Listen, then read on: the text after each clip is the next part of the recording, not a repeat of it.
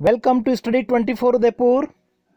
आज का हमारा एक टॉपिक है एशियाई विकास bank, Asian development bank, ADB। ये मुख्य रूप से एक रीजनल डेवलपमेंट बैंक है, क्षेत्रीय विकास बैंक है। इसका जो क्षेत्र है वो एशिया महाद्वीप और प्रशांत महासागर के आसपास का जो क्षेत्र है, आसपास के जो देश हैं, उन देशों को ये सहायता उपलब्ध कराता है। इसलिए इसको एक तरह से क्षेत्रीय विकास बैंक कहा जाता है। और इसकी स्थापना का जो प्रमुख उद्देश्य वो क्या है, एशिया और प्रशांत महासागर का जो क्षेत्र है उसके आसपास जो भी देश स्थित हैं, उन देशों की आर्थिक स्थिति की या आर्थिक विकास की गति को बढ़ाना, आर्थिक विकास के साथ साथ में सामाजिक विकास की गति को भी एक तरह से बढ़ाने के उद्देश्य से 19 दिसंबर 1966, ठीक है, 1966 को 19 दिसंबर 1966 को एशियाई विकास बैंक की स्थापना की गई। ठीक है, इसका प्रमुख उद्देश्य क्या है, एशिया और प्रशांत महासागर का जो क्षेत्र है वहां पे जो भी देश स्थित हैं,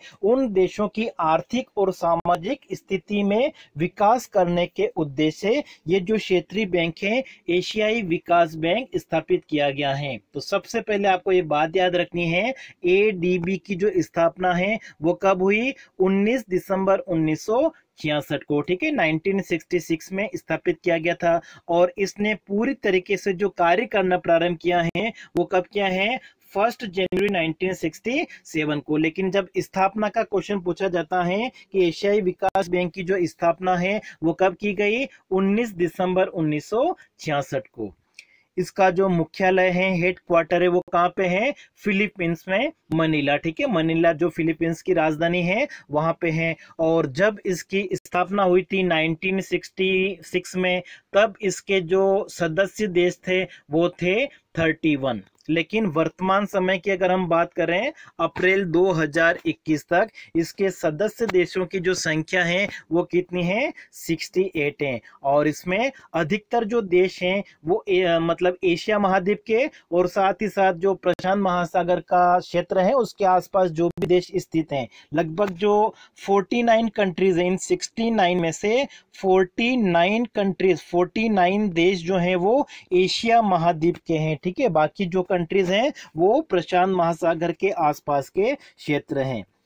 अब इसकी अध्यक्षता की अगर बात की जाए तो इस एशियाई विकास बैंक का जो अध्यक्ष है वो अभी तक हमेशा एक जापानी व्यक्ति रहा है, क्योंकि इसमें जो शेयर होता है वो सबसे ज़्यादा किसका है, जापान का है। ठीक है, लगभग ये 12% से 15% के आसपास जो शेयर होल्डर है वो कौन है, जापान है। ठीक है, इसलिए इसका जो भी अध्यक्ष बनता है वो एक जापानी होता है। और साथ ही साथ इसमें 3 डिप्टी चेयरमैन होते हैं। वर्तमान समय में अगर देखा जाए तो जो डिप्टी चेयरमैन है, उपाध्यक्ष हैं, वो भारत के कौन हैं, अशोक लसावा, जनवरी 2020 से। और अध्यक्ष की अगर हम बात करें, ठीक है, तो वर्तमान में इसके जो अध्यक्ष हैं वो कौन है, मासात्सुगु असाकावा। ठीक है, ये जापान के हैं। अभी तो बताया था जैसे कि इसकी जो अध्यक्षता है वो हमेशा एक जापानी को दी जाती है। इसलिए वर्तमान समय में इस एशियाई विकास बैंक के अध्यक्ष कौन है,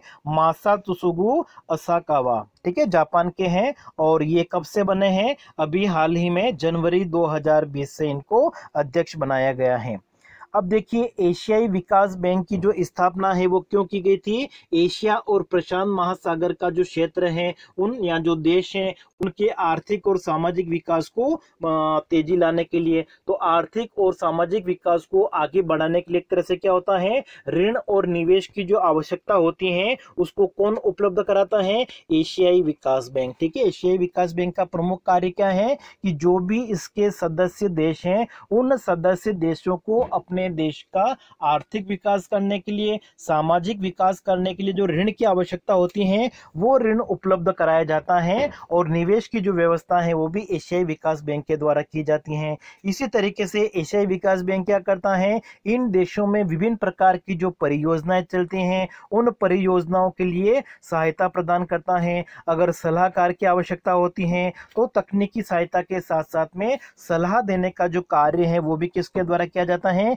एशियाई विकास बैंक के द्वारा किया जाता है। साथ ही साथ ये क्या करता है कि जो भी इसके सदस्य देश हैं उन सदस्य देशों के विकास के लिए जो नीतियां बनाई जाती हैं, जो योजनाएं बनाई जाती हैं, उनको सहायता प्रदान करने के लिए जो अनुरोध किया जाता है उस पर प्रतिक्रिया देने का कार्य करता है। और 1974 में इसके द्वारा एशियाई विकास निधि का गठन किया गया है, जिसके माध्यम से जो भी एशियाई देश हैं उनको कम ब्याज दर पर ऋण उपलब्ध कराया जाता है। ठीक है, कम ब्याज दर पर ऋण उपलब्ध कराने का जो कार्य है वो किसके द्वारा किया जाता है? एशियाई विकास निधि, ठीक है, जिसका गठन एशियाई विकास बैंक के द्वारा किया गया है। फिर बहुपक्षीय विकास को समर्थन देने वाली वित्तीय संस्था के रूप में जो एशियाई विकास बैंक है वो कौन कौन सी सुविधाएं प्रदान करता है? तो मुख्य रूप से इसके जो भी सदस्य देश हैं उनका आर्थिक और सामाजिक विकास करने के लिए ऋण उपलब्ध कराता है, सब्सिडी अनुदान की व्यवस्था करता है और आवश्यकता पड़ने पर तकनीकी सहायता जो है वो भी उपलब्ध कराता है। ठीक है, जो भी एशियाई विकास बैंक के सदस्य हैं उनको ये किस प्रकार से सहायता प्रदान करता है? ऋण के रूप में, तकनीकी सहायता के रूप में और अनुदान के रूप में। मुख्य रूप से जो एशियाई विकास बैंक है वो आधारभूत संरचना का विकास करने के लिए, ठीक है, आधारभूत संरचना में जैसे ऊर्जा है, परिवहन है, प्रौद्योगिकी है, इन सभी मूलभूत सुविधाओं को उपलब्ध कराने के लिए ऋण प्रदान करता है। शिक्षा हो गया, आपकी स्वास्थ्य हो गया, कृषि है, सार्वजनिक क्षेत्र के लिए है, तो विभिन्न प्रकार के जो क्षेत्र हैं उनको विकास करने के लिए एक तरह से इसके द्वारा ऋण उपलब्ध कराया जाता है।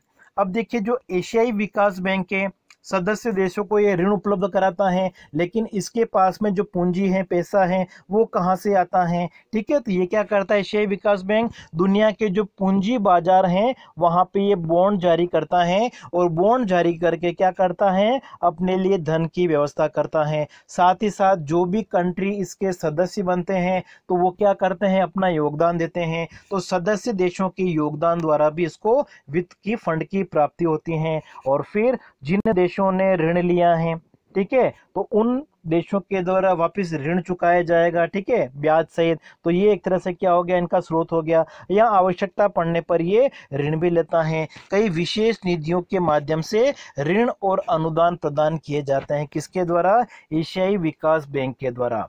अब देखिए, भारत की अगर हम बात करें तो एशियाई विकास बैंक द्वारा भारत को आधारभूत संरचना, कृषि है, सिंचाई है, उद्योग धंधे हो गए, संचार सुविधा हो गई हैं, इन विभिन्न क्षेत्रों के लिए ऋण प्रदान किए गए हैं। भारत सरकार द्वारा शुरू की गई ढांचागत विकास परियोजनाओं में एशियाई विकास बैंक एक महत्वपूर्ण भूमिका निभा रहा है। ठीक है, बहुत सारी इन्होंने सहायता की है 1966 में इसकी स्थापना के बाद में। लेकिन अभी हम वर्तमान समय के थोड़े बहुत डेटा देख लेते हैं।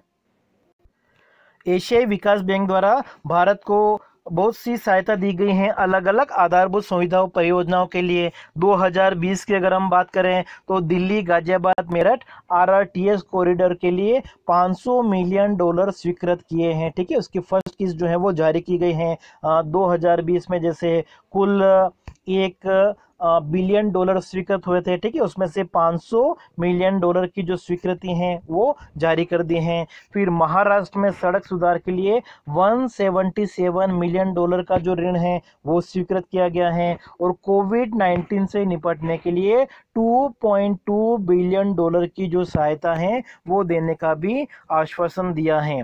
2021 की अगर हम बात करें, कुछ डेटा अगर देखें तो 2021 में चेन्नई कन्याकुमारी जो इंडस्ट्रियल कॉरिडोर हैं उनके लिए $484 मिलियन जो है वो स्वीकृत किए हैं। इसी तरीके से बेंगलुरु शहर में बिजली आपूर्ति के लिए $100 मिलियन स्वीकृत किए हैं। ठीक है, जो भी केबल है जैसे उसको भूमिगत करना, तो बिजली आपूर्ति से संबंधित जो परियोजना है उसके लिए $100 मिलियन जो है वो स्वीकृत किए गए हैं। इसी तरीके से हिमाचल प्रदेश में बागवानी के लिए $10 मिलियन जो है वो स्वीकृत किए गए हैं। असम में बिजली उत्पादन क्षमता बढ़ाने के लिए $231 मिलियन जो है वो स्वीकृत किए गए हैं। इसी तरीके से एशियाई विकास बैंक द्वारा भारत के जो विभिन्न राज्य हैं उनमें जो भी विकास परियोजनाएं चल रही हैं उसके लिए समय समय पर ऋण उपलब्ध कराने का जो कार्य इसके द्वारा किया जाता है। तो आज की क्लास में हम इतना ही। नेक्स्ट क्लास में हम और कोई अंतर्राष्ट्रीय संगठन देखेंगे।